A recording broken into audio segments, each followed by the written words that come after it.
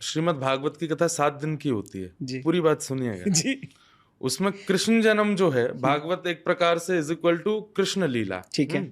पर कृष्ण लीला शुरू होती है चौथे दिन, 4th डे। तो 3 दिन क्या होता है? तो 3 दिन सारी चीजें बताई जाती हैं कि जिसको आप परब्रह्म मानते आए हो, वो परब्रह्म जब अपने प्रभाव को छुपा करके स्वभाव में आता है तो वो ऐसी लीलाएं करता है। तो 3 दिन कथा में केवल वही बात बताई जाती है कि कई लीलाएं ऐसी होंगी जहां पर आप फिर क्यों नहीं पूछ सकते। जैसे 6 दिन के श्री कृष्ण ने पूतना का वध किया। ठीक है। अब आप इस पर क्यों पूछेंगे तो इसका कोई आंसर नहीं है। वहां आंसर फिर यही आ जाएगा कि भाई वो परब्रह्म है, ये भी तो मान के चलो।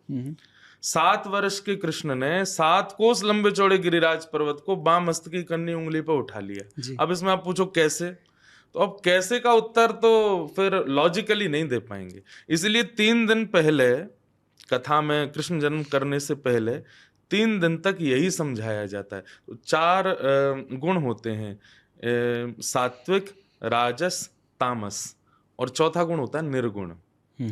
श्री कृष्ण की कई लीलाएं हैं, उनको समझने सुनने के लिए आपको निर्गुणता लानी पड़ेगी। इसलिए 3 दिन की कथा में सात्विक, राजस और तामस गुणों को समाप्त किया जाता है। और जब तीनों गुण समाप्त हो जाते हैं तब वह निर्गुण होता है, और निर्गुण जब होता है तभी लीला में प्रवेश कर पाएगा, तभी उस लीला को समझ पाएगा।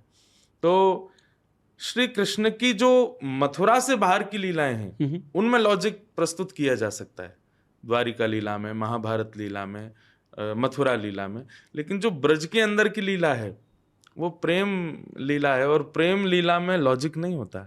जिस प्रेम में लॉजिक बताया जा रहा हो तो वो प्रेम नहीं हो, कुछ और हो। ये तो सामान्य संसार की भी बात है। बिल्कुल। आप मुझसे प्रेम क्यों करते हो, अगर इसका उत्तर है तो इसका मतलब प्रेम नहीं है।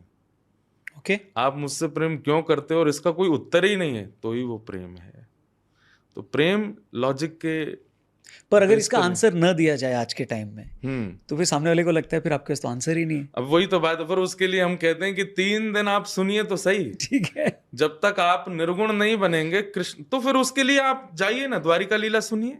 उसके लिए आप महाभारत में गीता सुन लीजिए, उसमें आप श्री कृष्ण को परब्रह्म रूप में सुन लीजिए, आप उनका प्रभाव सुन लीजिए, उसमें बहुत लॉजिक है। लेकिन जब आप स्वभाव के पीछे आओगे उसमें कोई लॉजिक नहीं है। अब जैसे